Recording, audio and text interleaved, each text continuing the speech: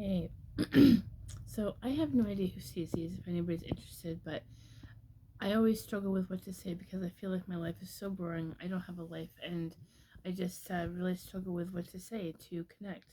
And my depression's obviously a huge deal, but it's boring to hear about that stuff all the time and everything. But I've actually been through some really crazy shit in the last few days, and I've been thinking about, do I talk about it? Do I not talk about it? Do I tell people? Because I have no idea who sees this, who's interested, whatever. But it's just something I kind of want to get out. And I just thought I would share it here and see if anybody's interested. I'm a very spiritual person, and recently I had the beginning of a spiritual awakening. And weirdly enough, it all started with a TikTok video. But no, I actually saw a TikTok video where there was somebody who was kind of showing how to use your body to connect with spirit. I've always been really interested in that. I've always been in awe of people who can connect to spirits, but never been able to do it myself. Aside from seeing little signs, I see angel numbers and everything, but my human brain is always thinking, "How'd that happen? How'd that happen? How'd that happen? How'd that happen?" Because I know I know it's all possible, but it's just my head gets in the way. So, I found a TikTok video that said to stand in one spot and show me yes, and say show me yes, and your body is supposed to, whichever way you lean is supposed to be yes and no, vice versa. Um, but I have bad back issues, so I thought, okay, well, I don't want to stand for a long time and do this. Well, I have a chain here that I can use, so I used my chain, and well, I'll show you actually. Ah,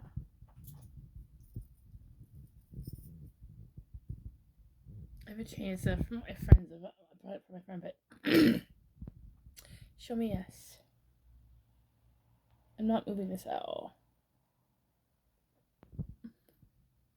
See? Cool, eh? I think. Anyway, so my point is that I was able to connect with my dead loved ones, and that my mom and dad were part of that, and um, yeah. So I'm trying to. I don't. My mind goes crazy with thoughts because my mind is like I'm ADHD, and my mind is like an out of control dog with thoughts, and my mouth is like trying to like wait for me. It's really frustrating. I'm trying to get through this and explain things so that you won't get bored and annoyed. As part of my social anxiety, honestly. My point is that I was able to connect with my mother and my dad, and my other loved ones and everything. And and the other day, um, I was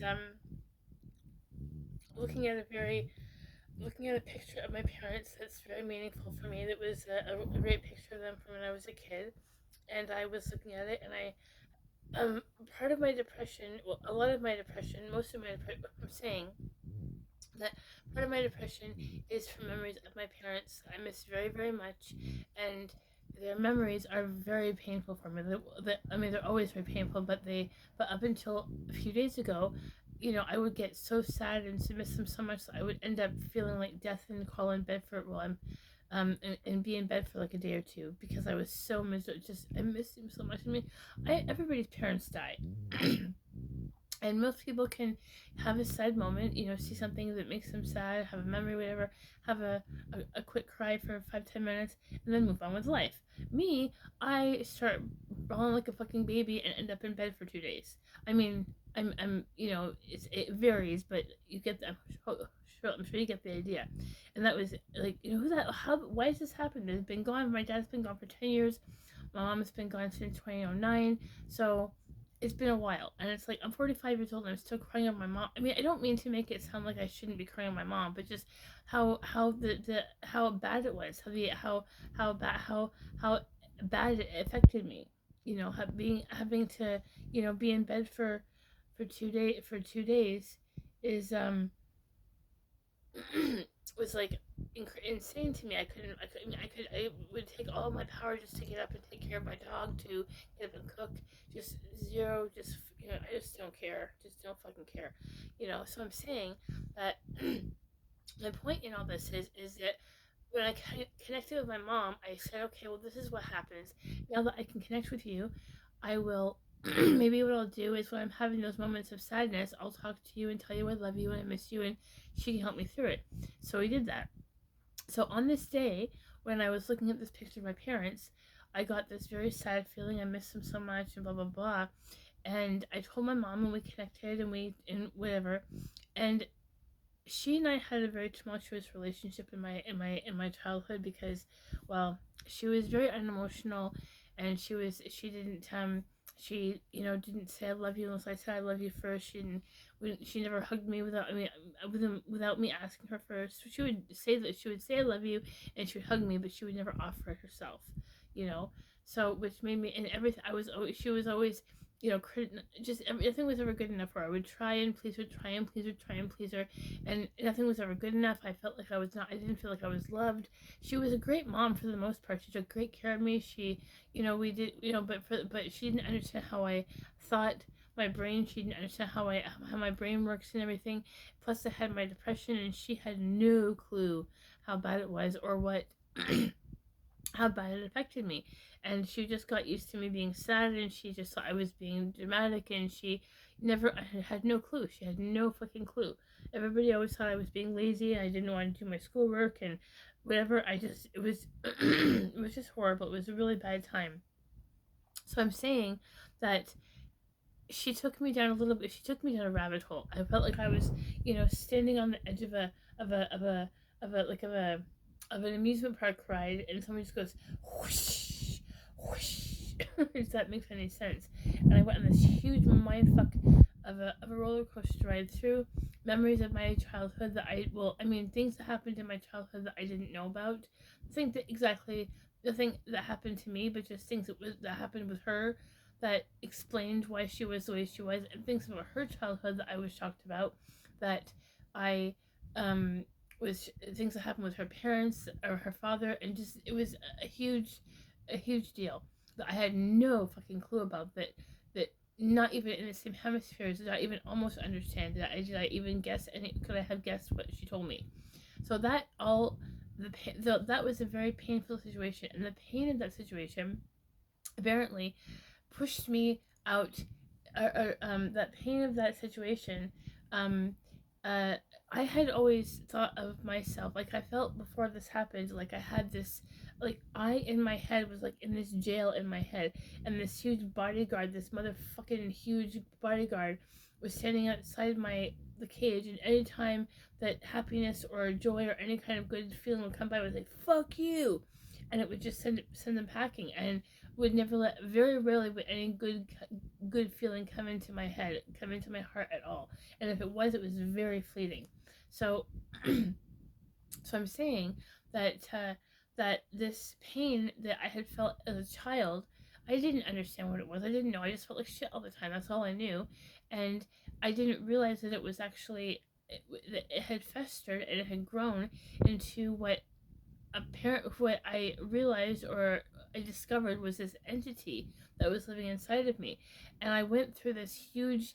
Um, it was like the poltergeist without all the green Hollywood shit, and I literally had to like exorcise a demon. I mean, it was nothing. I'm not sure if this is gonna sound too dramatic, but I literally had an entity inside of me. Like I had a, it was like I was laying on my bed and I was, talking to my mom and everything. All of a sudden, it looks horrible, but it was a lot. It was. I thought it was kind of funny because I was fine physically. The whole experience was pretty crazy, but it made sense, and I realized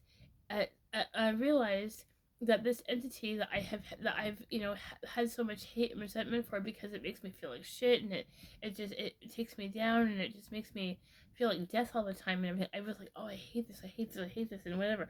And I realized that this entity was just me as a little girl suffering in horrible pain from what had happened as a child. I didn't realize that. I thought I just always felt like shit, so I didn't think it was an actual thing. But apparently, the my the pain the pain that it was feeling just metastasized and grew into this actual physical, mental entity. I'm not really sure how to describe it, but it kind of had a life of its own. inside of me, and it was totally controlling me.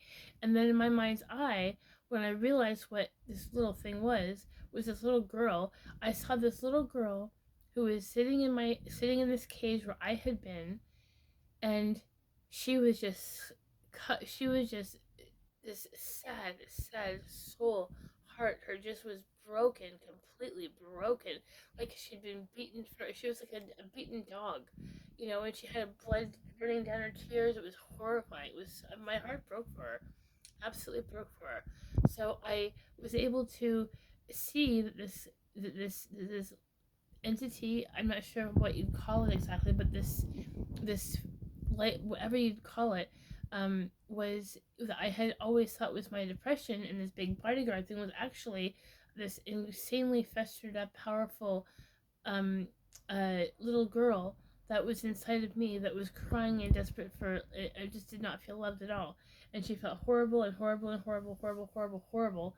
And once I was able to realize that she was me, a little girl, I just all of that stuff just melted away, and I felt total love for her. I felt like this is a child. This is me as a child. This is my little child in a way, you know. And I just my heart totally broke for her. So I was able to release that. And I was able to, Mom and I were able to talk to her and say, we love you. We're so sorry for your pain. We made mistakes, and just really sincerely apologize and tell her how much we love her. We're sorry for your pain. We want you to go. We want you to heal. Please be at peace. Go in peace. I know that we love you, and um, I know that you can be happy. We don't want you to be painful anymore. We just want you to be happy and at peace. Please go, please go. And so eventually, after all the rah thing happened, I mean, that was a few days.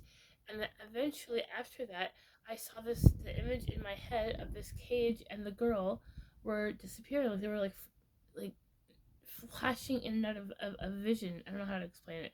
And then I saw her kind of going like this to rise toward the light, and she was like, like like trying to reach out for the light kind of thing, or she was being pulled up, and she was like trying to reach for it.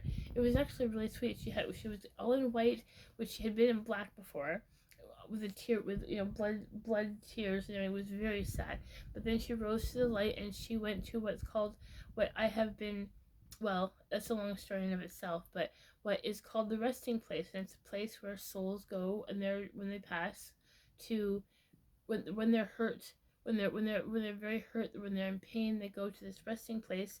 It's another dimension, which is another story altogether. But I'm saying that I was able to do that, and I was able to let her go to peace, let her go to rest, and that opened up that experience opened my mind up to, or I mean, I believed in all this stuff before, but it opened my mind up to make me it gave me the ability to be able to channel spirits, which is insane. I mean, I totally believe in all that stuff. I've just never been able to do it, And I've always been in awe of what would happen if like people who can do it. I've said like, what do you see? What do you see? What do you see? What do you see? What do you sense? What do you?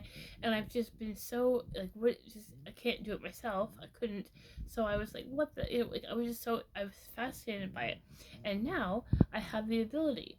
So it's pretty fucking crazy. And I won't go into all that now because I have no idea if anybody's even going to watch this or care. But I just, thought, well, I never have anything important to say on TikTok, and I just thought maybe I'll just share this and see if anybody, likes it or is interested. And yeah, so if anybody's interested, let me know. Ciao. Namaste.